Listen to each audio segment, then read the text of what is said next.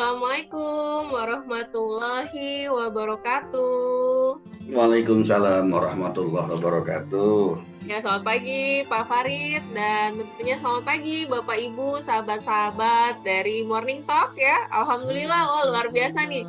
Pagi-pagi seperti biasa sudah standby nih. Kayaknya rutin ya 45 orang ya, kita berikan dulu tepuk tangannya buat semua yang ada di sini ya.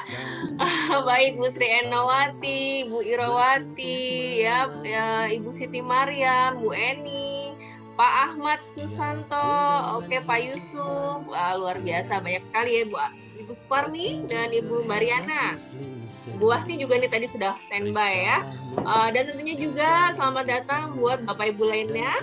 Mungkin masih ada yang baru bergabung di sesi kali ini. Alhamdulillah ya, puji syukur kita panjatkan kepada hadirat Allah yang hadirat Allah Subhanahu wa taala.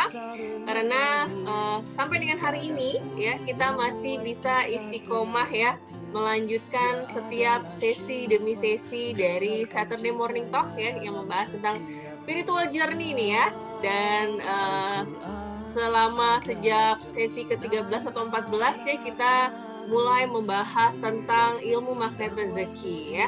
Dan ilmu magnet rezeki ini adalah ilmu yang luar biasa ya bagi kami para, khususnya saya dan Pak Farid nih, karena kami adalah certified dari trainer magnet rezeki. Jadi ini menarik sekali untuk dikupas lebih lanjut ya. Sebenarnya audio-audio dari Pak Nas ya, pramunya adalah foundernya Pak Nasrullah. Ini tentunya bisa teman-teman dengarkan ya di channel Telegram beliau @audiomagnetrezeki.com. Tapi supaya kita dapat pemahaman yang lebih ya, tentunya wawasannya juga lebih luas lagi. Alhamdulillah ada Pak Farid yang bersedia untuk membahasnya dengan lebih detail ya. Baiklah Bapak Ibu, mari kita buka acara ini dengan mengucapkan bismillah. Alhamdulillah, alhamdulillahirabbil alamin. Assalatu wassalamu ala asrofil anbiya'i wal mursalin sayyidina Muhammadin wa ala alihi wa sahbihi ajmain, amma ba'du. Dan perkenalkan Bapak Ibu semuanya, sahabat-sahabat, Mbak Mas, kakak adik ya. Saya dengan Anggi Pradita dari Pradita Consulting ya. Di sini membuat acara ini tentunya awalnya adalah khususnya untuk membuat saya istiqomah ya. Istiqomah hadir di majelis ilmu ya. Terlebih di saat seperti ini tidak mudah kita keluar pada awalnya kan untuk hadir di majelis ilmu, rasanya ada yang kosong kalau kita tidak yang biasa setiap minggu rutin keluar tapi kemudian hanya di rumah saja. Dan luar biasanya baik teman-teman yang merasa mendapatkan banyak manfaat dari acara ini sehingga kita bisa tetap istiqomah untuk terus mengadakan kajian-kajian seperti ini. Mudah-mudahan apa yang kita dapatkan dari pemateri kita ya, yaitu Pak Farid Auladi. Beliau adalah seorang certified trainer magnet rezeki juga. Beliau adalah certified hipnoterapi, certified practitioner NLP, dan juga saat ini masih bekerja ya, berprofesi sebagai head of human resource business partner di perusahaan salah satu perusahaan multinasional ya yang bergerak di bidang perkebunan kelapa sawit. Jadi tentu saja beliau punya kesibukan yang luar biasa, tapi alhamdulillahnya masih mau meluangkan waktu ya setiap weekend buat kita dan juga meluangkan waktu menyiapkan materinya karena itu tidak mudah ya. Bapak Ibu, saya sendiri merasakan untuk menyiapkan materi tentunya perlu waktu yang benar-benar kita fokus untuk menyiapkannya. Jadi kita apresiasi Pak Farid Auladi ya, jazakallahu khair Pak Farid yang sudah senantiasa berbagi dengan kita semua. Baiklah, ya alhamdulillah di Facebook ya juga sudah membersamai kita 28 orang nih Pak Farid, dan wah ya di Zoom ini sudah bertambah lagi nih 55 orang ya, luar biasa. Pekan ini kita masuk ke sesi ke-35 ya, kita membahas tentang hakikat dunia bagian ketiga. Ternyata hakikat dunia itu banyak sekali untuk dikupas ya. Kalau di ilmu magnet rezeki di audio Pak Nas nih ada namanya definisi dunia. Jadi dunia itu terlaknat ya, dunia itu seperti itu ya. Tapi kalau kita jalankan misalnya untuk kepentingan akhirat, untuk Allah, diniatkan yang lurus untuk Allah, maka itu akan menjadi kebahagiaan buat kita. Nah, di sini Pak Farid mencoba mengupasnya lebih detail lagi supaya kita makin paham ya, karena itu tidak mudah ya. Ada beberapa yang bilang Mbak Anggi nggak mudah ya untuk benar-benar kita bisa memahami maknanya dalam arti menjalankannya ya, karena tentu saja godaan di dunia tuh lebih kuat ya. Tapi Bismillah, kita sama-sama belajar, sama-sama yuk kosongkan gelasnya, kita sama-sama membuka diri. hal yang baik kita ambil, kita praktekkan, dan mudah-mudahan bisa membawa perubahan yang sangat baik buat kita semua. Oke, kalau gitu ya kita melanjutkan ke sesi materi tentang hakikat dunia ya. Ini luar biasa sudah mencapai bagian ketiga nih ya, karena ternyata topik dunia itu menarik sekali dan luas sekali ya. Kalau kata Pak Farid nih bakal banyak banget karena menarik sekali untuk dibahas gitu ya, apalagi terkait dengan kita ya. Memang biasanya fokus utamanya masih bagaimana kita melihatnya di kisaran mata dunia saja. Kita belum, kalau saya pribadi misalnya belum sampai untuk melihat ke bagaimana untuk ke akhiratnya gitu. Tapi bismillah dengan kita belajar seperti ini, kita rubah lagi pola pikir kita rubah lagi niat kita supaya makin lurus insya Allah ya. Biasa membukanya dengan doa. Pada Pak Farid dipersilahkan. Ya, terima kasih Mbak Anggi dengan Pradita Consultingnya yang senantiasa hadir menemani kita setiap Sabtu. Semoga istiqomah di dalam berbagi kebaikan, berbagi ilmu dengan siapapun itu yang memerlukannya ya. Assalamualaikum warahmatullahi wabarakatuh. A'udzubillah, bismillahirrahmanirrahim, alhamdulillah, salatu wassalamu ala rasulillah, sayyidina Muhammadin wa ala alihi wa sahbihi wa mawala.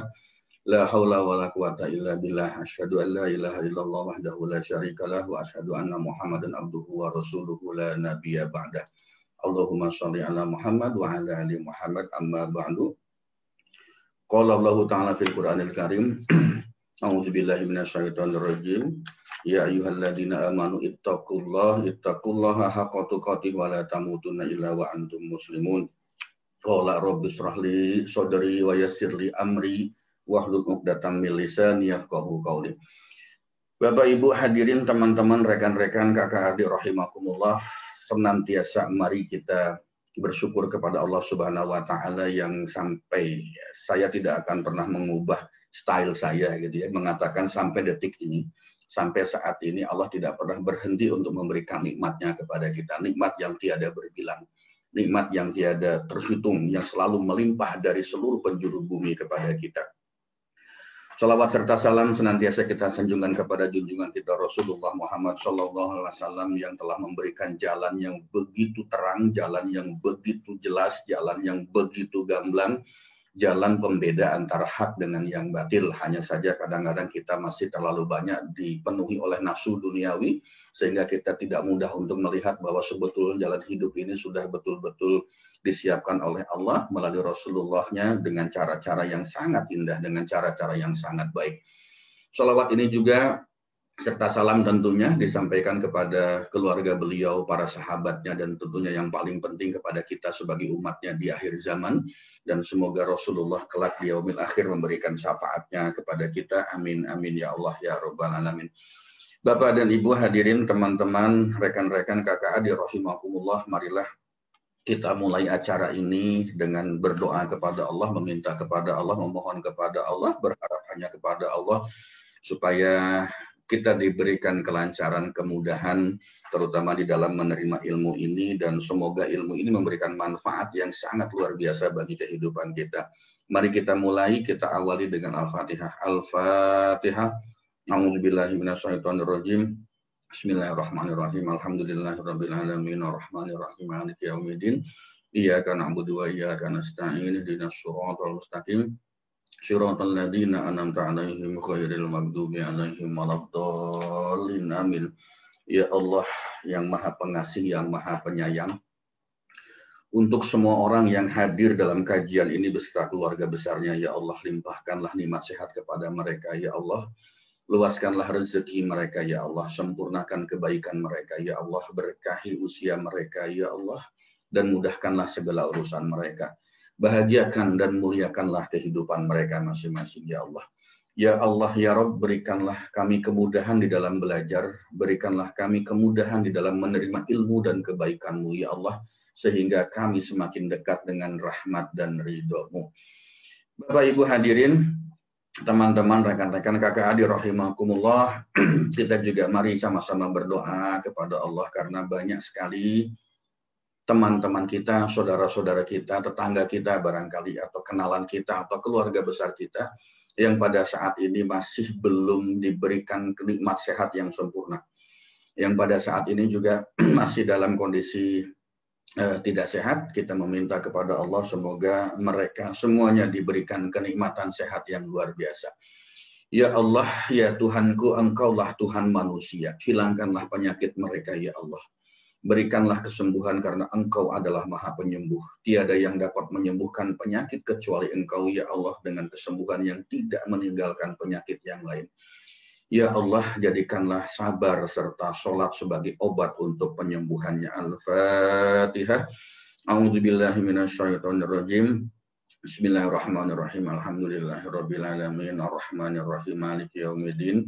Iyyaka na'budu wa iyyaka nasta'in ihdinas shiratal mustaqim shiratal ladzina an'amta 'alaihim ghairil maghdubi 'alaihim waladdallin. Amin. Oke, baiklah kalau begitu Pak Farid, untuk sesi berikut ini saya persilakan. Iya, silakan. Terima kasih Mbak. Kita siapkan dulu ya materinya.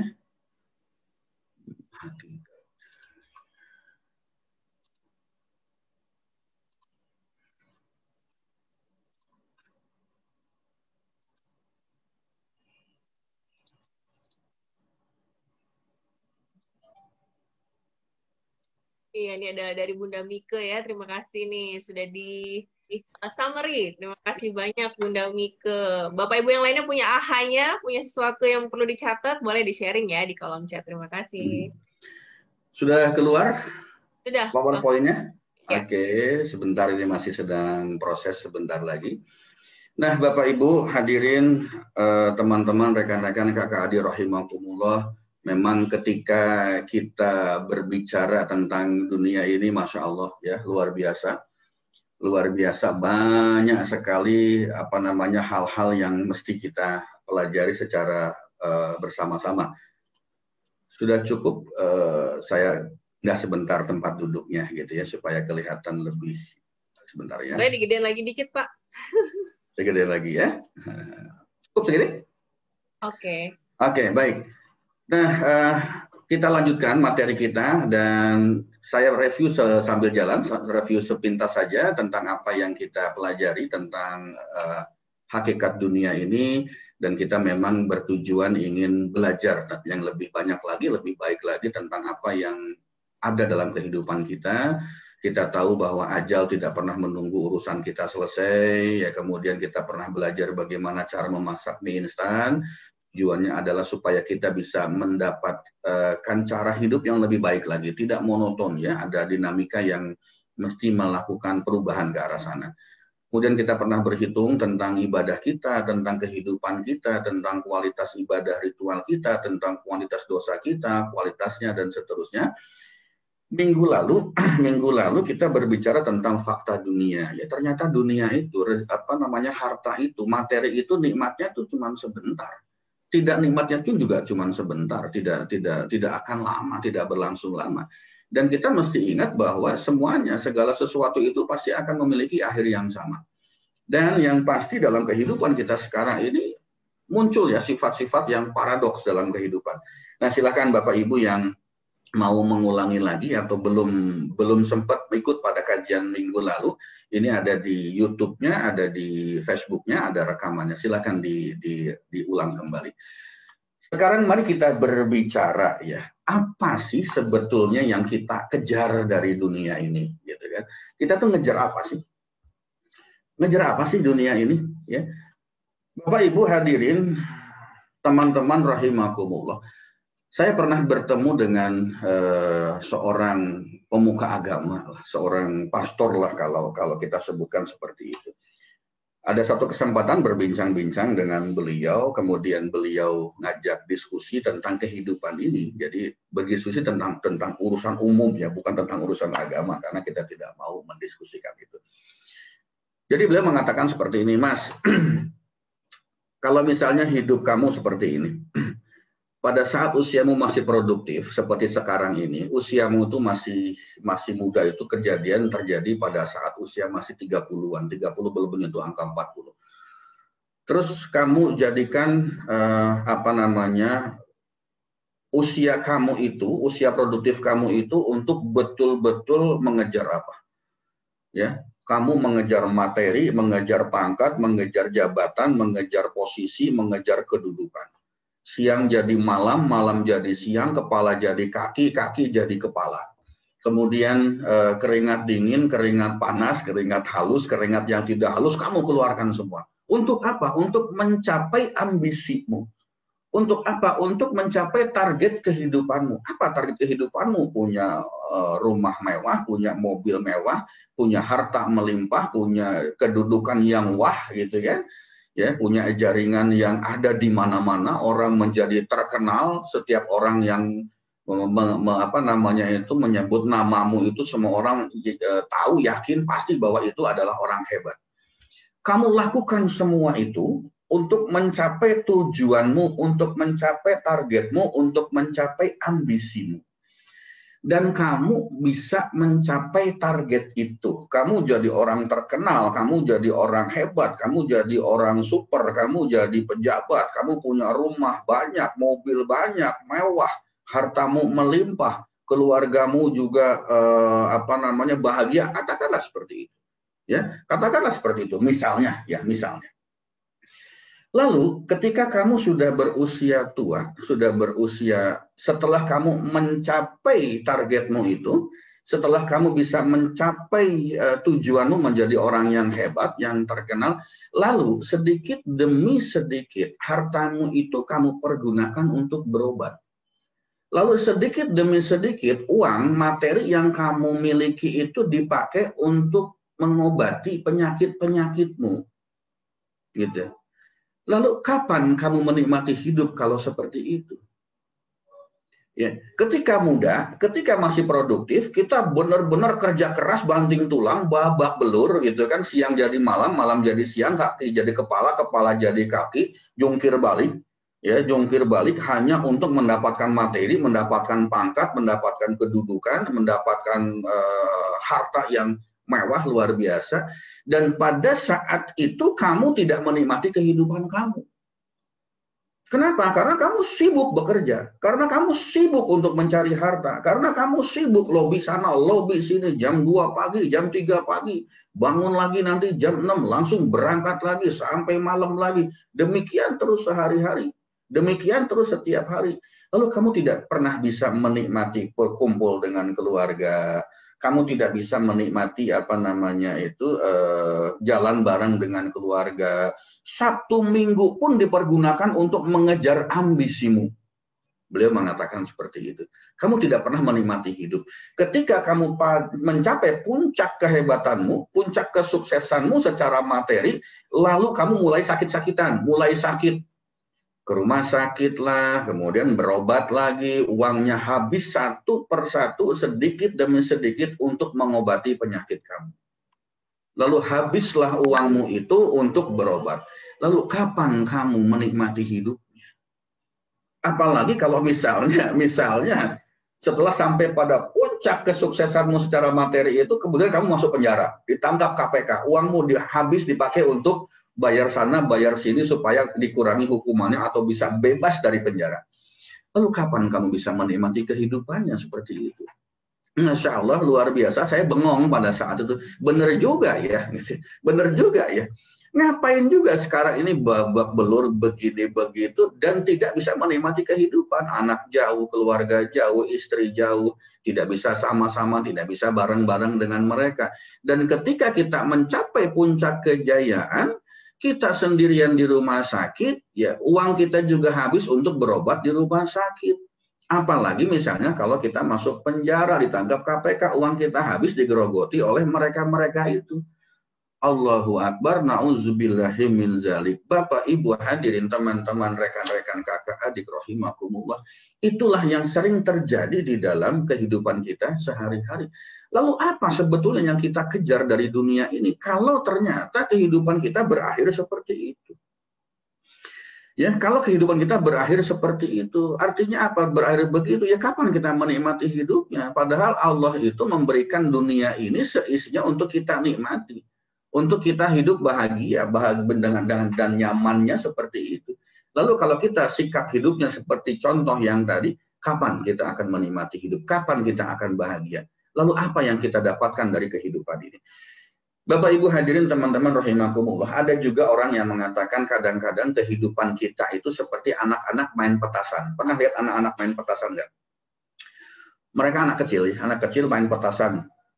Beli petasan di warung atau di toko zaman dulu. Kalau sekarang petasan udah tidak terlalu banyak ya, udah banyak pelarangan tidak menggunakan petasan. Lalu misalnya si anak ini lari-lari saking semangatnya gitu, beli petasan, pulang ke rumahnya, ketemu dengan teman-temannya, sampai jatuh bangun, sampai kakinya lecet, sampai kakinya luka gara-gara semangat banget bawa petasan gitu, mau diledakan. Pada saat dia itu menyalakan petasannya, yang terjadi apa? Kan kupingnya ditutup. Kupingnya tutup. Ya, tidak mau mendengar suara ledakan petasan. Itulah kadang-kadang hidup kita seperti itu. Sudahlah kita nyari petasannya, lari sana lari sini, pakai energi, pakai tenaga.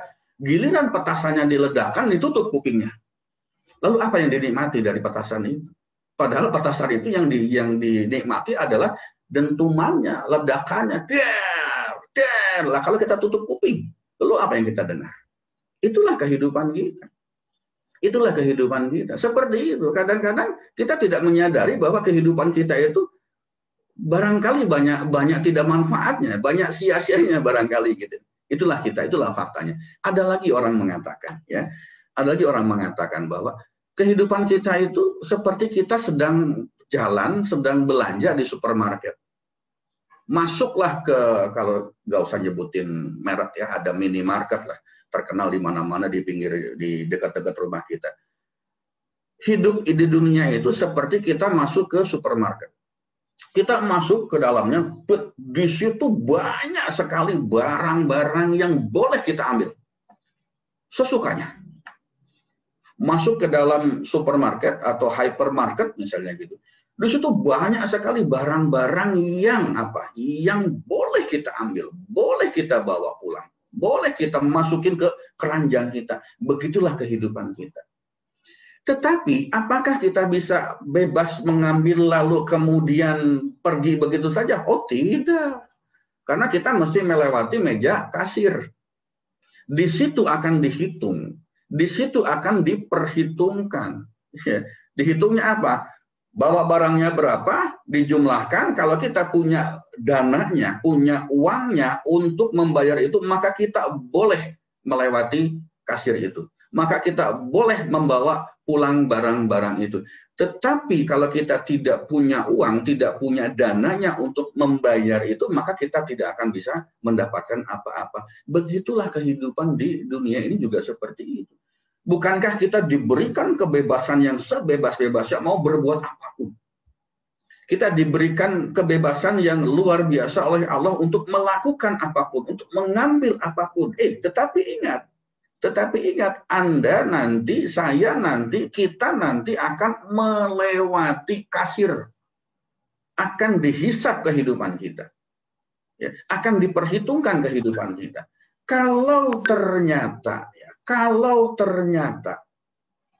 ya, apa yang kita ambil itu tidak bisa kita bayar, apa yang kita bawa itu tidak bisa kita bayar, maka ketika kita melewati kasir, itu kita tidak bisa membawa apapun. Atau membawanya cuma sedikit sesuai dengan apa yang kita miliki. Demikian juga kehidupan di dunia ini. Kita boleh ngambil apapun, kita boleh melakukan apapun, tetapi ketika nanti kita dihisab di yaumil akhir, ternyata cuma sedikit yang bisa kita bawa. Atau mungkin tidak ada yang bisa kita bawa sama sekali. Lalu apakah kita akan mendapatkan jaminan surga? Lalu apakah kita akan hidup di surga? Kan belum tentu seperti itu. Jangan-jangan jatah kita nanti hidupnya ada di neraka. Neraka jahanam pula. Na'udzubillahi min dzalik. Astagfirullahaladzim. Mari kita beristighfar. Bapak Ibu hadirin rahimakumullah. Ingat, ya, ketika kita masuk ke supermarket, kita memang boleh mengambil apapun. Kita memang boleh melakukan apapun di situ. Tetapi ingat, ada CCTV, ada security, ada kasir yang akan menghitung kita nanti. Kita hidup di dunia boleh melakukan apapun, tapi ingat ada Allah yang melihat kita. Ya, ada malaikat yang mencatat semua perbuatan kita. Dan nanti ada yaumil hisab, di mana kita akan dihisab, diminta pertanggungjawaban ya oleh Allah tentang apa yang kita lakukan selama ini. Nah inilah Bapak Ibu hadirin teman-teman rahimakumullah, ilustrasi sederhana kehidupan kita itu memang sebetulnya mudah kalau kita tahu. Kehidupan kita itu memang bisa memberikan apa? Memberikan kebahagiaan, kenikmatan untuk kita kalau kita tahu caranya, kalau kita tahu rumusnya.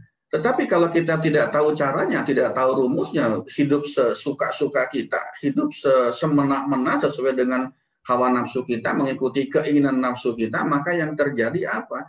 Jangan-jangan sebelum ajal datang pun, sebelum kita masuk ke yaumil akhir pun, kita sudah mendapatkan teguran-teguran dari Allah. Kita sudah mendapatkan persoalan-persoalan dari Allah. Kita sudah mendapatkan apa? Ujian, bencana, musibah dari Allah.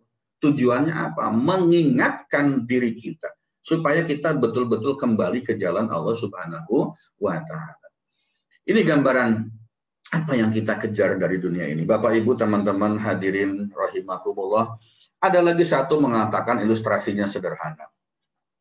Ketika kita berada di satu puncak kejayaan, kesuksesan secara materi, punya uang banyak, punya uang melimpah, punya mobil mewah, punya harta, punya rumah juga mewah, gitu kan, misalnya punya posisi yang tinggi. Kadang-kadang seringkali muncul rasa sombong di dalam diri kita, merasa angkuh, merasa hebat, merasa punya kelebihan, merasa lebih baik dari orang lain. Dan kadang-kadang ketika kita berada pada posisi itu kita melihat orang lain itu kecil. Melihat orang lain itu tidak sebesar kita. Ibaratnya apa? Ketika kita berada di puncak gunung, ya, berada di puncak gunung, kita melihat ke bawah, orang yang ada di lembah itu kelihatannya kan kecil sekali. Tapi jangan salah, tapi mesti diingat juga gitu, bahwa orang yang di bawah pun melihat kita yang ada di puncak itu kan kecil juga. Siapa yang mengatakan orang di bawah itu melihat kita itu besar? Tidak. Ketika kita berada di atas, di puncak gunung, melihat ke bawah itu kelihatannya di bawah itu kecil, seolah-olah kita yang hebat, seolah-olah kita yang tinggi, seolah-olah kita yang besar. Ingat, yang di bawah itu juga melihat kita itu kecil, nggak besar ukurannya. Ya sederhananya lebih logis lagi, misalnya ketika kita naik pesawat pada ketinggian 35.000 kaki, tapi nggak bisa lihat ke bawah kalau seperti itu. Misalnya masih 10.000 kaki lah di atas permukaan laut.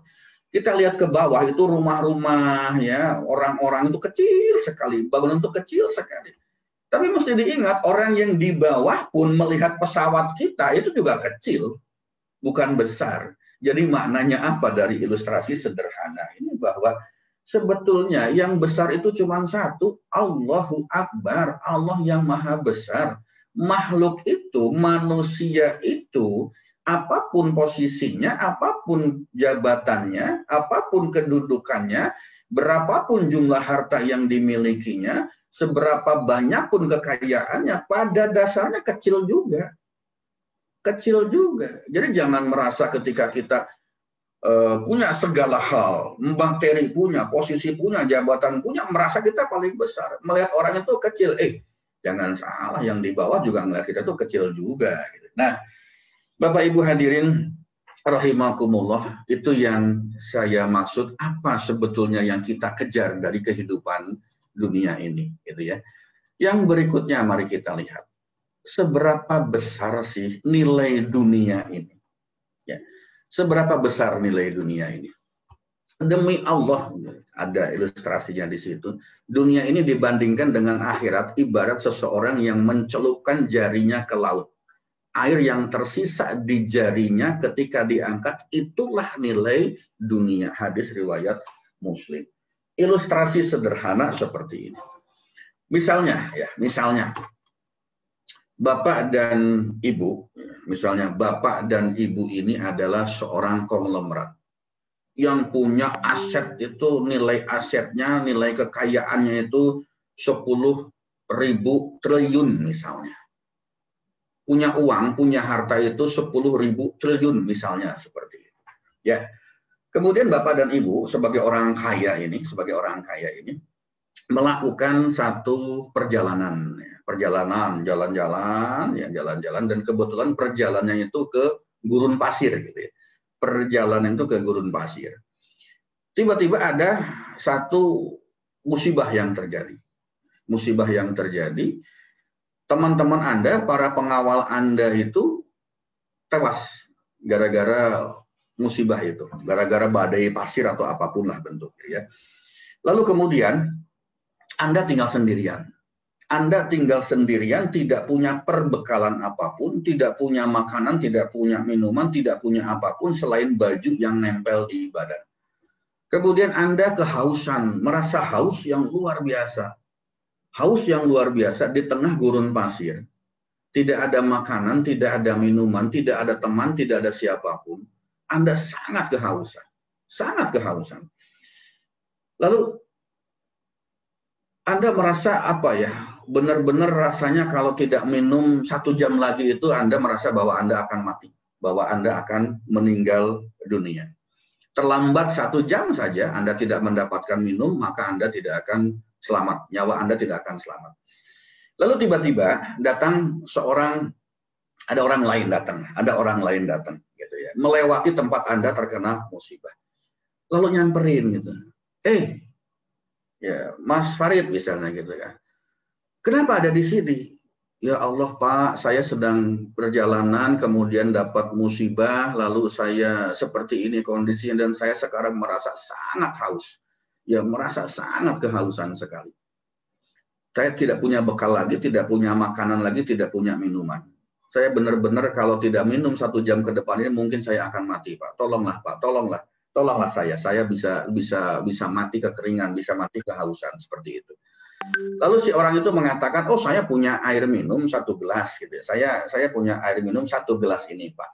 Diminum dulu boleh ya. Ini contohnya sekalian. Saya punya air minum ini 1 gelas. Tapi air minum ini harganya mahal banget. Harganya mahal banget apa?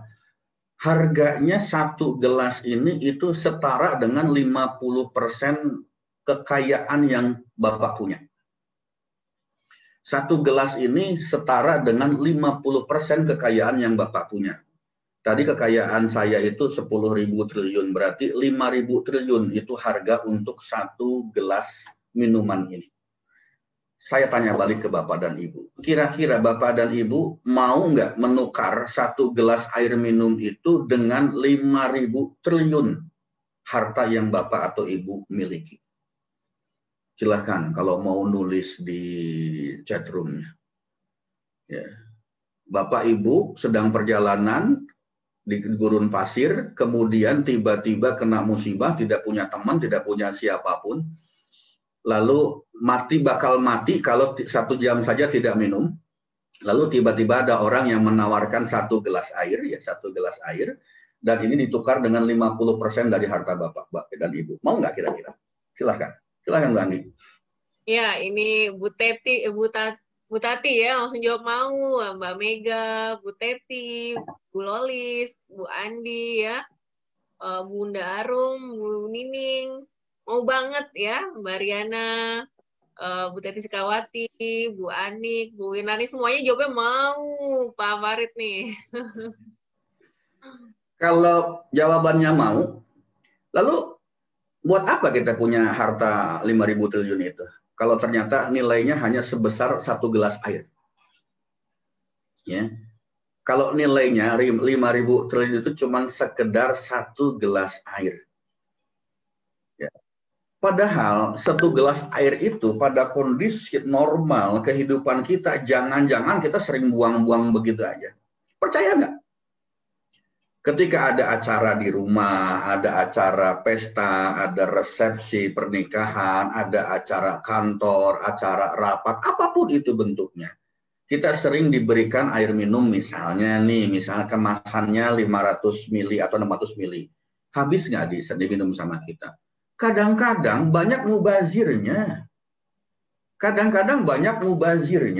Banyak yang kita buang. Itu adalah air minum dalam kondisi normal. Tetapi pada saat kondisi tidak normal, ternyata itu nilainya tuh bisa 5.000 triliun. Ya, bisa 5.000 triliun. Ada yang mengatakan bahwa katanya harta itu bisa dicari lagi, tetapi nyawa tidak mungkin dicari. Memang betul. Kalau memang seperti itu, lalu kenapa kita terlalu ngejar-ngejar dunia sampai harus melupakan Allah Subhanahu wa Ta'ala? Kenapa kita mesti mengejar-ngejar dunia sampai kita lupa untuk hidup bahagia? Kenapa kita harus mengejar-ngejar dunia sampai lupa bahwa ternyata harta itu tidak punya nilai apa-apa ketika mesti ditukar dengan nyawa kita? Tadi itu adalah ilustrasi yang sederhana dan sekarang ada kenyataan seperti itu. Di jamaah kita ada yang namanya Pak Denny Trias tuh. Pak Denny Trias ini adalah salah seorang teman saya yang sangat aktif membantu teman-teman lain yang memerlukan donor darah. Ya, beliau ini aktivis donor darah PMI di Tangerang Kota, dikenal di sana. Ya. Dan beliau yang punya pengalaman banyak pada saat masa akademi COVID ini. Banyak orang-orang yang memerlukan donor darah konvalesen. Ya, ini adalah donor darah untuk salah satu obat untuk orang-orang yang terkena COVID-19 dalam kondisi yang sudah kondisi yang parah lah, saya katakan seperti itu. Ya. Beliau cerita dengan saya, beliau selalu cerita dengan saya, Mas, dia bilang begini, kemarin itu ada salah satu istri pejabat pemerintah gitu, suaminya kena COVID-19, dia nyari darah konvalesen. Dia mengatakan apa kepada si petugas petugas PMI-nya? Mas, berapapun harganya itu darah saya bayar. Berapapun itu harganya saya bayar. Yang penting saya bisa dapat darah itu dan suami saya bisa selamat. Ini real, ini fakta, ini nyata dalam kehidupan kita. Kalau tadi saya bercerita tentang terjebak di gurun pasir, itu adalah ilustrasi. Tetapi yang ini benar-benar kenyataan, benar-benar fakta, benar-benar real, bahwa orang berani membayar berapapun ya harga darah konvalesen itu hanya untuk menyelamatkan nyawa orang yang disayanginya, orang yang dicintainya. Bapak, Ibu, hadirin rahimakumullah, teman-teman, kakak, adik yang dirahmati oleh Allah Subhanahu wa Ta'ala. Berapa besar nilai dunia yang selama ini kita bela-belain banget untuk kita kejar, untuk kita buru. Kepala jadi kaki, kaki jadi kepala, siang jadi malam, malam jadi siang, keringat dingin, keringat panas, ya, keringat halus, keringat tidak halus. Kita lakukan semua hal sampai kita lupa bahwa kita punya kewajiban 5 waktu kepada Allah. Sampai kita lupa bahwa kita punya anak dan istri. Sampai kita lupa bahwa kita punya keluarga. Sampai kita lupa bahwa kita punya kewajiban berbagi sedekah dengan siapapun. Sampai kita lupa bahwa kehidupan kita itu tidak akan pernah abadi. Sampai kita lupa bahwa yang namanya kehidupan itu adalah pasti ada ujungnya. Pasti ada ujungnya. Lalu kenapa kita mesti mengejar-ngejar sesuatu yang sebetulnya itu sifatnya fana, yang sifatnya tidak kekal, yang sifatnya itu tidak abadi? Untuk apa kita ngejar-ngejar sesuatu yang sebetulnya itu harganya cuma seharga segelas air tadi ilustrasinya. Dan kenyataan tadi yang donor darah konvalesen itu berapapun harganya saya akan bayar. Bapak, Ibu, hadirin, teman-teman, rekan-rekan rahimakumullah, kakak adik yang dirahmati Allah. Ada cerita juga, saya punya teman, 2 orang teman baik saya, sahabat baik saya, harus wafat, harus meninggal karena COVID-19. Masya Allah, luar biasa. Pengobatannya itu habisnya ratusan juta. Pengobatan habisnya ratusan juta. Ini beliau baru wafat itu sekitar bulan Februari kemarin. Saya berterima kasih pada teman-teman saya yang benar-benar berjuang untuk almarhum gitu, mencarikan obat. Harga obatnya itu Allahu Akbar, satu tablet itu harganya bisa 2.500.000 sampai 3 juta. Itu baru satu jenis obat. Belum jenis obat yang lainnya. Dihitung-hitung biaya obatnya saja ketika beliau wafat itu sekitar 300-400 juta. Allahu Akbar. Ya, Allahu Akbar. Salah satu sahabat baik saya juga di perusahaan ini baru wafat juga di bulan Februari lalu. Itu dirawat di rumah sakit di daerah Banjarmasin sana, gitu. Kena COVID-19 tapi tidak tertolong. Allah lebih sayang dengan beliau, dengan almarhum. Itu baru sekitar seminggu pengobatannya itu biayanya bisa sampai 300 juta lebih. Kenapa saya tahu? Karena kami di HRD yang membantu beliau pengobatan, ngurusin sebagainya. Tim kami, tentunya tim kami seperti itu. Saya dikasih tahu oleh tim saya, Pak, ini biaya pengobatan sudah sampai 300 juta lebih. Padahal baru seminggu dirawat di rumah sakit. Allahu Akbar. Na'udzubillahi min zalik. Berapa nilai dunia kalau seperti itu? Ngapain ngumpulin harta kalau ternyata bisa habis sekilas saja. Dan ini terjadi. Ngumpulin uang begitu banyak dan terjadi. Hilang begitu saja terjadi. Kapan itu terjadi? Sekitar 5 tahun yang lalu gitu. Ini juga ada salah satu teman saya, teman baik saya juga gitu, bekerja di perusahaan ini. Posisi beliau juga sudah sangat tinggi pada saat itu. Belum ada COVID pada saat itu. Jadi sakit, kemudian sakitnya itu harus ada transplantasi ginjal, cangkok ginjal. Kemudian cangkok ginjalnya itu ya dilakukan. Kebetulan yang pendonornya itu, pendonor ginjal adalah istrinya, keluarganya lah ya. Karena ya itu yang paling cocok dengan beliau. Dicangkoklah ginjal itu. Dicangkoklah ginjal itu masuk ke dalam organ tubuhnya, masuk ke dalam tubuh teman saya ini, gitu kan. Tetapi tidak tertolong, akhirnya wafat juga beliau, almarhum sekarang. Bapak Ibu ingin tahu berapa biayanya? 800 juta. Untuk cangkok itu perawatan, di luar perawatan. Mungkin total sekitar 1 miliar lah untuk ininya, untuk dengan perawatan, rawat inap dan sebagainya. Lalu bos saya waktu itu mengatakan seperti ini, Pak Farid, buat apa ya kita punya duit banyak? Kalau di akhir kehidupan kita, uang yang kita punya itu ternyata lenyap sekejap. Bos saya ini orang Malaysia, bahasanya itu. Kalau ternyata uang itu bisa lenyap dalam sekejap. Kenapa bisa lenyap dalam sekejap? Karena memang dipergunakan untuk berobat. Dan ternyata berobatnya tidak sembuh juga, malah wafat, malah meninggal. Lalu buat apa ya? Uang itu menguap begitu saja. Masya Allah, luar biasa. Saya pun langsung terhenyak, langsung terdiam pada saat itu. Nah, kemudian kita coba telusuri bagaimana cara beliau bekerja sehingga terkena harus transplantasi ginjal dan seterusnya. Memang pada saat bekerja itu beliau tidak kenal lelah. Itu luar biasa, gitu. Luar biasa, pekerja keras. Memang acungi jempol, luar biasa. Nggak ada yang bisa mengalahkan beliau sehingga posisi beliau bisa berada pada posisi yang tinggi pada saat itu. Di level menengah atas pada saat itu. Padahal karirnya itu dimulai dari karyawan paling bawah, ya seperti itu. Tapi ada hal yang tidak cukup baik secara kesehatan. Kenapa? Karena beliau itu sering mengkonsumsi itu loh suplemen minuman suplemen kesehatan supaya badan tetap bugar ya, supaya badan itu tetap sehat. Padahal sebetulnya itu secara jangka panjang bisa merusak organ-organ tubuh bagian dalam dari diri kita. Ya. Minuman energi lah ya, yang seperti itu tuh nggak bagus sama sekali.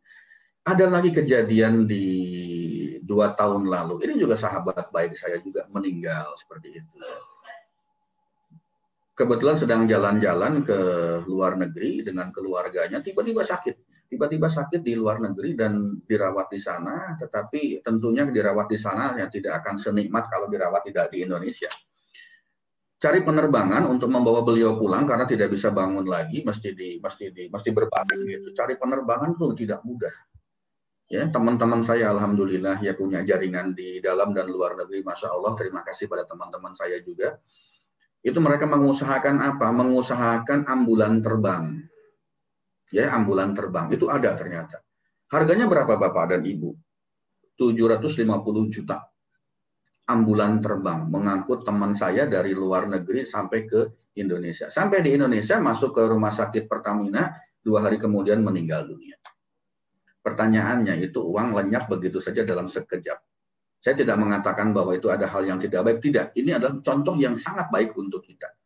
Bahwa ketika kita misalnya terlalu fokus untuk urusan dunia, ketika kita terlalu ambisius untuk mencapai target urusan dunia, harta, jangan salah kalau suatu saat harta itu akan diambil dalam waktu sekejap oleh Allah Subhanahu wa Ta'ala. Dia yang punya harta, dia yang memberikan kepada kita. Tetapi ingat, pinjaman saja. Namanya pinjaman, suatu ketika bakal diambil lagi oleh yang meminjamkan kepada kita. Siapkan untuk itu. Gelau apa enggak? Kalau orang Jawa bilang, gelau itu apa ya? Ujung-ujungnya enggak enak, enggak nyaman gitu. Ada perasaan kecewa enggak misalnya? Kalau bahasanya tidak perlu disiplin kata supaya jelas gitu ya. Kecewa enggak sih? Udah banting tulang, kerja keras ya, siang malam ya. Tiba-tiba pada suatu titik harta kita diambil begitu saja oleh Allah. Nah inilah nilai dunia itu sebetulnya seperti itu. Berapa besar sih nilai dunia ini? Kalau hidup kita itu tidak dekat dengan Allah. Kalau kehidupan kita itu tidak pernah mendekati Allah. Kalau kehidupan kita itu hanya benar-benar berorientasi kepada materi, berorientasi kepada dunia, padahal dunia itu sifatnya fana, tidak kekal, tidak abadi. Tetapi itulah kebanyakan dari kita, termasuk saya sendiri, kita masih betul-betul fokus urusan dunia, pangkat, jabatan, posisi, kedudukan, rumah, mobil, kendaraan, harta emas, tabungan, deposito, logam mulia, macam-macam seperti itu. Mari kita berpikir bahwa dunia itu seperti itu sifatnya. Dunia itu seperti itu nilainya. Karena maka saya jamin kita tidak akan pernah merasakan kebahagiaan yang sesungguhnya di dalam kehidupan kita.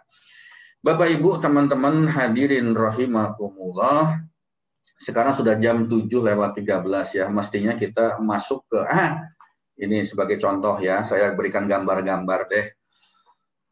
Ini fakta dunia, saya ambil gambar yang lucu nih di medsos saya gitu ya. Ambil lucu di medsos. Ini kalau belum nikah itu mesra banget, dunia itu serasa milik kita berdua gitu ya. Tapi kalau udah nikah di bawah tuh. Kalau belum nikah itu begitu tuh, dunia milik berdua, yang lain cuma ngontrak, cuma kos gitu ya. Kalau udah nikah, lihat, inilah fakta dunia. Dan inilah fakta dunia. Ya, semoga kita tidak termasuk yang seperti ini. Semoga kita itu langgeng seperti yang di atas, semua serba kecukupan. Bisa begitu? Bisa. Dengan cara apa? Dengan cara kita selalu mendekat kepada Allah Subhanahu wa Ta'ala. Ya. Ini gara-gara cinta dunia. Saya hanya berikan contoh-contoh sederhana saja ya. Ya. Jutaan orang jatuh miskin setiap hari karena takut terlihat miskin. Betul kan? Orang itu jatuh miskin setiap hari karena apa? Karena memaksakan diri supaya tidak terlihat miskin. Jebakan utang, jebakan pinjaman. Ingat nih, kuliah 60 juta misalnya ya, kemudian pernikahan 100 juta, rumah 250 juta, mobil bekas kita beli 70 juta. Lebih dari 400 juta jebakan utang yang akan kamu hadapi setelah kamu lulus beberapa tahun dari kuliahmu. Ini benar-benar kalimat-kalimat meme-meme ini yang sederhana tapi nonjok juga gitu, menohok kita juga. Dan jika kamu tidak mengikuti jebakan hutang ini, masyarakat akan menganggapmu sebagai seorang yang tidak sukses. Betul kan? Kita setelah kuliah, setelah menikah itu memaksakan diri untuk punya rumah, untuk punya kendaraan, kalau bisa pesta pernikahan juga besar-besaran. Padahal mungkin, ya mungkin saja itu dananya dicari dari cara pinjam kepada orang lain. Hati-hati, hati-hati. Jangan sampai kita merasa takut dianggap tidak sukses gara-gara kita tidak punya apa-apa. Di saat ada orang yang menambah sedekahnya tanpa takut miskin, ya ada yang menambah ribanya karena takut terlihat miskin. Banyak yang seperti itu. Makanya sekarang banyak orang yang terjebak riba, terjebak utang, terjebak pinjaman gara-gara takut terlihat miskin, gitu ya. Bapak Ibu hadirin teman-teman rahimakumullah, sebentar ini saya mau ngeklik ada udah lewat itu yang masuk ya. Nih Bapak Ibu kasih gambaran nih, gara-gara kita cinta dunia 70% nih yang bicara ini Tempo nih, koran dan majalah yang ternama, yang terpercaya gitu. 70% pembelian mobil lewat pembayaran kredit utang, apalagi utangnya riba. Ternyata orang kaya di Indonesia juga beli mobil mewah itu pakai kredit loh. Ternyata pakai kredit loh. Artinya apa? Kita ini, hidup kita itu banyak terjebak dengan utang, pinjaman, apalagi kalau sudah pinjamannya itu riba gitu. Riset terbaru nih, ini tahun 2018, liputan6.com. Kaum milenial kita itu rela terlilit utang demi gaya hidup dan pergaulan. Masya Allah, ya, rela terlilit utang demi gaya hidup dan pergaulan. Ini kalau saya boleh cerita, di kantor saya di pusat jantung ekonominya Indonesia di Jakarta. Kantornya itu di Plaza Indonesia. Memang betul sih kalau kita lihat teman-teman para generasi muda gitu ya, para generasi muda yang penampilannya tuh luar biasa, masya Allah, keren-keren, bajunya keren, ya sepatunya keren gitu kan. Kemudian handphonenya juga itu bermerek, yang mereknya mahal itu loh, yang Apple keruak gitu ya, Apple keruak gitu, yang buah keruak. Tetapi kalau diukur dari masa kerja, kemudian gajinya, kebetulan saya orang HRD, saya jadi bisa mengukur gaji mereka itu, sebetulnya mereka belum mampu untuk hidup dengan cara gaya yang seperti itu dengan gaji mereka pada saat ini. Lalu bagaimana mereka bisa menutupi bukan kebutuhan, keinginan bergaya hidup seperti itu, kalau bukan gesek kartu kredit? Kalau bukan mengajukan KTA misalnya, ya, kredit tanpa agunan, yang seperti itu. Nah ini, risetnya milenial itu rela terlilit utang demi gaya hidup dan pergaulan. Memang kalau kita kerjanya di segitiga emas di Jakarta, Sudirman, Tamrin, Kuningan, kalau penampilan kita itu tidak keren, ya, harga bajunya kalau tidak di atas 500.000, celana di atas 1 juta, sepatu tidak angka kepala 7 misalnya, atau handphonenya bukan Apple yang separuh itu, ya tidak akan dianggap, tidak akan dilihat. Dan ini yang mereka cari, ini yang mereka kejar, supaya saya diterima oleh komunitas saya, supaya saya dianggap sukses, supaya saya dianggap hebat, dianggap luar biasa. Ya mau tidak mau saya mesti menyesuaikan gaya hidup untuk pergaulan saya. Caranya gimana?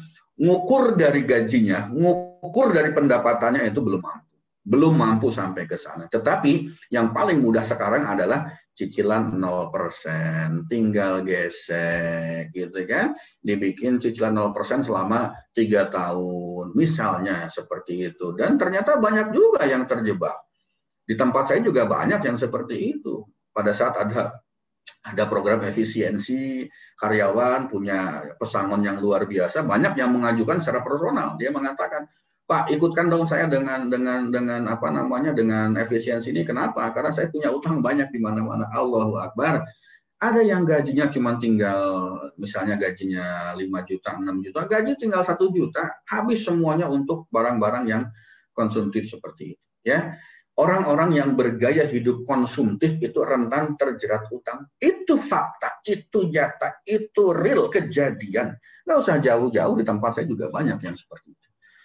Nah, Bapak Ibu hadirin teman-teman rahimakumullah, lalu apa sebetulnya dunia ini menurut Al-Quran?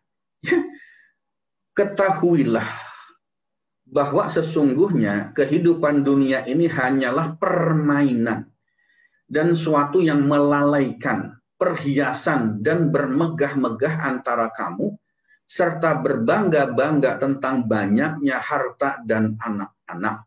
Seperti hujan yang tanamannya mengagumkan para petani, kemudian tanaman itu menjadi kering dan kamu lihat warnanya kuning, kemudian menjadi hancur. Dan akhirat nanti ada azab yang keras dan ampunan dari Allah serta keridhoannya. Dan kehidupan dunia ini tidak lain hanyalah kesenangan yang menipu. Al-Hadid ayat 20. Bapak Ibu hadirin rahimakumullah, dari 3 pertemuan kita berbicara tentang hakikat dunia. Ya, hakikat dunia, fakta berdasarkan logika berpikir kita manusia biasa. kenyataannya itu betul-betul persis seperti apa yang dijelaskan oleh Allah di dalam Al-Hadid ayat 20. Ya kan? Cuman perhiasan, bermegah-megahan, berbangga-banggaan antara banyaknya harta dan anak-anak. Selain itu tidak. Itulah kehidupan kita. Jadi mau ngapain? Al-Quran saja sudah menyatakan kehidupan kita itu, dunia itu ya seperti itu. Lalu apakah iya Pak kita tidak boleh menikmati? Oh boleh, harus, ya harus. Kapan? Bagaimana hidup yang seharusnya. Kalau kita tahu faktanya, nyatanya berdasarkan logika berpikir manusia yang sederhana, berdasarkan kondisi yang ada, yang saya jelaskan dalam 3 pertemuan, ditambah lagi dengan apa ya, riset-riset secara ilmiah seperti ini. Ya. Ini adalah fakta-fakta yang ada. Ini adalah real, kenyataan-kenyataan yang ada. Lalu apakah betul yang fakta itu ada? Baca Al-Hadid ayat 20. Ternyata dunia itu memangnya seperti itu.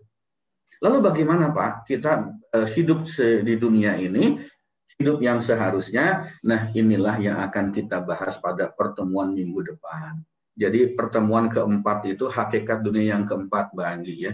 Memang banyak banget, cuman kalau mau diterusin lagi bisa sampai 10, kasihan teman-teman Bapak Ibu yang lain tidak akan mendapatkan ilmu yang lainnya. Kita selesaikan sampai di minggu depan untuk hidup yang seharusnya, bagaimana kita mensikapi dunia, dan tentu setelah itu kita masuk ke materi yang lainnya. Sementara itu silahkan Mbak Anggi. Baik, ya terima kasih Pak Farid atas pemaparannya. Luar biasa ya Bapak Ibu semuanya, tema-tema kajian tentang hakikat dunia dan bagaimana cara Pak Farid menyampaikannya ini ya, yang membuka wawasan dengan ilustrasi, dengan gambaran yang sehari-hari, yang kadang kita mungkin nggak bisa menangkap maknanya, makna dari apa yang tadi ya, contoh-contohnya dari petasan, dari minimarket, ya, dari apalagi pesawat, gitu kan? Itu cara Pak Farid mengambil contoh-contoh sehari-hari kita ya, yang biasa kita rasakan, tapi menjadi kita bisa mengambil maknanya tentang hakikat dunia ini. Dan memang betul sekali, terkadang kita ya tadi harta dunia, baik harta, tahta, ya, anak, keluarga, ya, itu biasanya orang tuh kan menggenggam sekali ya, dan itu hal sesuatu yang menjadi kebanggaan, dan terkadang pada saat hal tersebut diambil alih lagi oleh Allah ya, karena tadi semua itu adalah pinjaman, amanah dari Allah. Ini kadang-kadang banyak yang nggak siap ya, ada beberapa juga yang baru saja juga wapri saya gitu kan ya, terkait dengan anaknya segala macam. Coba yuk, jangan-jangan selama ini tadi ya harta tahta keluarga itu masih kita genggam ya, genggam di hati kita, nggak rela kita pada saat Allah ambil lagi. Tapi kalau misalnya itu kita genggam di tangan kita, ya udah, nanti juga akan kembali lagi kalau misalnya Allah sudah meridhoinya gitu kan. Udah, yang penting tadi kata Pak Farid, kita yang penting bahagia saja, bahagia tanpa syarat kalau kata Pak Nas ya, dibawa enjoy aja, dibawa bahagia saja. Kenapa? Kalau hal-hal tadi yang sudah diambil dari kita dan kita genggam, kita jeruk nipisin ya kalau kata bahasa magnet rezeki ya, akhirnya kita kan itu sama saja kita menutup rezeki kita dan terhalang jadi rezeki yang lain-lainnya. Jadi di sini kita belajar bahwa semua itu sebentar kok, semua itu nanti juga akhirnya sama saja kalau Allah sudah ridho gitu kan. Jadi yuk, ini luar biasa sekali. Kira-kira masih mau lanjut nggak nih ya?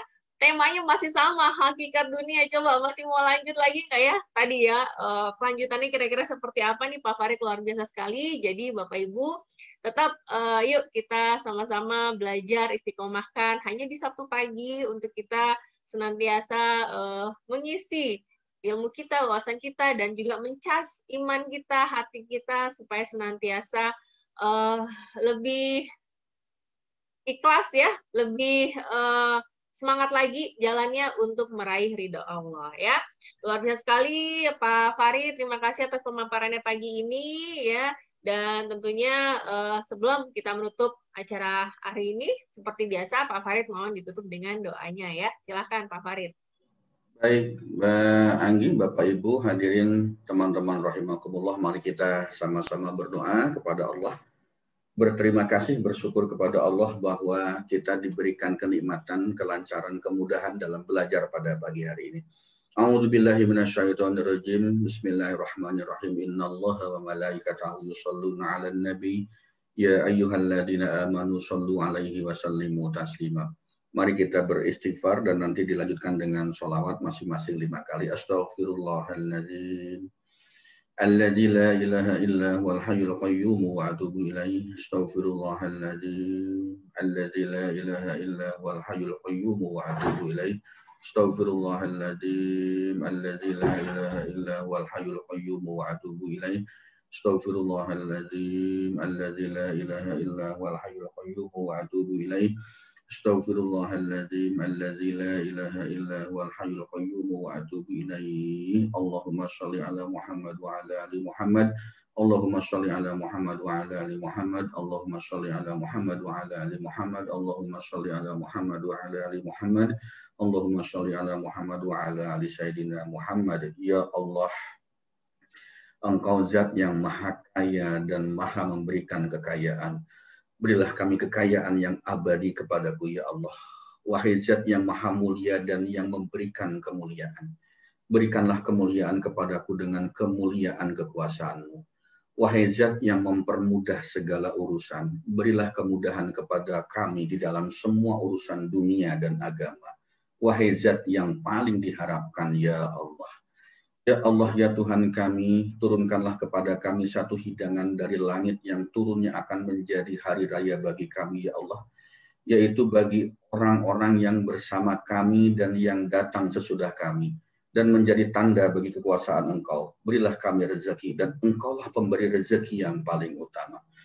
Ya Allah, ya Ghafur, ya Rahim, janganlah Engkau hukum kami jika kami lupa, ya Allah. Janganlah Engkau bebankan kepada kami beban yang berat sebagaimana Engkau bebankan kepada orang-orang sebelum kami. Ya Allah, ya Tuhan kami, janganlah Engkau pikulkan kepada kami apa yang sanggup kami memikulnya. Maafkanlah kami, ampunilah kami, rahmatilah kami. Engkau Maha Penolong kami, maka tolonglah kami terhadap kaum yang kafir. Ya Allah, tidak ada kemudahan kecuali Engkau buat segala sesuatu menjadi mudah. Dan Engkau menjadikan kesulitan jika Engkau kehendaki pasti akan menjadi sangat mudah. Rabbana atina fid dunya hasanah wa fil akhirati hasanah wa qina adzabannar. Wa sallallahu ala sayyidina Muhammadin wa ala alihi washabihi ajmain. Subhana rabbika rabbil izzati amma yasifun wa salamun alal mursalin walhamdulillahi rabbil alamin. Al-Fatihah. A'udzu billahi minasyaitonir rajim. Bismillahirrahmanirrahim. Alhamdulillahirabbil alamin arrahmanirrahim maliki yaumiddin. Iyyaka na'budu wa iyyaka nasta'in ihdinas siratal mustaqim siratal ladzina an'amta 'alaihim ghairil maghdubi 'alaihim waladdallin. Terima kasih Bapak dan Ibu, teman-teman hadirin kakak adik rahimakumullah. Mohon maaf jika ada hal yang tidak berkenan. Billahi taufik wal hidayah. Assalamualaikum warahmatullahi wabarakatuh. Waalaikumsalam warahmatullahi wabarakatuh. Sekali lagi kami ucapkan terima kasih Pak Farid, jazakallahu khair, sudah memberikan materi-materi yang dahsyat luar biasa ya. Mudah-mudahan menjadi amal jariah buat Pak Farid, keluarga dan juga buat Bapak Ibu di sini. Semoga kita mendapatkan manfaatnya dan keberkahannya ya. Amin amin ya robbal alamin. Nah, menyambung di sini juga sedikit saya update ya Bapak Ibu. Insya Allah ya, kalau tidak ada halangan, kami dari Magnet Rezeki, saya juga turut terlibat, ingin mengadakan tadi ya, karena Pak Farid menyebutkan donor darah, jadi saya baru ingat ya, insya Allah kami akan mengadakan acara donor darah di daerah BSD ya, di Babambu Cafe. Di sini silakan jam 9 pagi sampai jam 1 siang, kalau Bapak Ibu yang berkenan mau donor darah ya, dan tinggal masih sekitaran Tangerang, boleh nanti WA saya, kita janjian ya, bismillah kita belajar untuk berdonor darah ya. Saya sendiri pengalaman pertama karena tapi diajak oleh Pak Denny dan juga Pak Farid nih yang rutin sebagai pendonor. Bismillah kita mudah-mudahan bisa juga turut memberikan manfaat bagi orang lain. Dan juga untuk sahabat yang di sini mungkin ada yang coach, trainer, ada yang pengusaha, ada yang leader, ada leader bisnis segala macam ya. Insya Allah nanti jam setengah 9.30 ya, setengah 10 insya Allah sahabat-sahabat saya di Achievement juga mengadakan sharing session terkait dengan dare to dream as a coach ya. Jadi yang mau jadi coach ya, yang profesional, yang handal, nah ini bisa WA saya juga kalau mau join karena ini free webinar. Jadi bismillah kita cari dalam juga ilmu-ilmu yang lain ya, nanti tentu saja bisa bermanfaat buat orang-orang di sekitar kita. Itu saja saja, dan Bapak Ibu yang baru bergabung atau yang belum bisa menonton acara ini atau sebelum-sebelumnya, silakan bisa langsung check it out ya YouTube kita ya, YouTube Pradita Channel ataupun Facebooknya juga sudah tersedia rekaman-rekamannya, tinggal bisa diulang kembali ya. Itu saja Bapak Ibu semuanya. Maka sebelum ditutup seperti biasa, silahkan di-on-kan kamera videonya ya, kita foto bareng. Oke, ini pengemasnya Pak Farid nih, ada Bu Tati ya, Bu Wirawati, Ibu Didi, Bu Didi Mariam, Mbak Mega ya, Mbak Riana, Masya Allah yang rutin sekali ya datang setiap hadir di setiap kajian Sabtu pagi ya. Oke, seperti biasa Bapak Ibu, tangannya ya meraih ridho Allah. Oke, ya. Oke ya, saya hitung ya. Ini ada 4 slide. 1, 2, 3. Oke, ditunggu sebentar. Ya, terima kasih. Ini ada Pak Marwanto, Pak Ipin, Pak Junet, Bu Putri, luar biasa. Lalu 1. Ya, cukup meraih ridho Allah ya. Dan Allah lagi, Allah terus ya. Oke. Baiklah. Kalau gitu terima kasih banyak Bapak Ibu semuanya yang telah selalu mau bersama ya. Alhamdulillah tadi ada sekitar 85 orang ya di 89 orang di Zoom meeting ini, dan di Facebook juga ada sekitar 65 lebih ya. Mudah-mudahan semakin banyak kita bisa menjadi wasilah kebaikan buat sahabat-sahabat di sekitar kita, dan juga saya mohon maaf apabila ada hal yang kurang berkenan ya. Mudah-mudahan kita senantiasa diberikan kesehatan, keberkahan untuk terus istiqomah hadir di majelis ilmu ini ya, insya Allah. Kita tutup bersama dengan doa kafaratul majelis. Subhanakallahumma wa bihamdika asyhadu an la ilaha illa anta astaghfiruka wa atubu ilaik. Wassalamualaikum warahmatullahi wabarakatuh.